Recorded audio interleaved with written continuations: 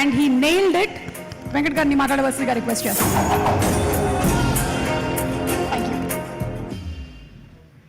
అందరికీ నమస్కారం. కళ్యాణ్ అన్న అంటే మా హీరో, మా లీడర్తో కలిసి ఈ సినిమాలో యాక్ట్ చేయటం, ఈ సినిమా సూపర్ హిట్ అవ్వటం నాకు చాలా సంతోషంగా ఉంది.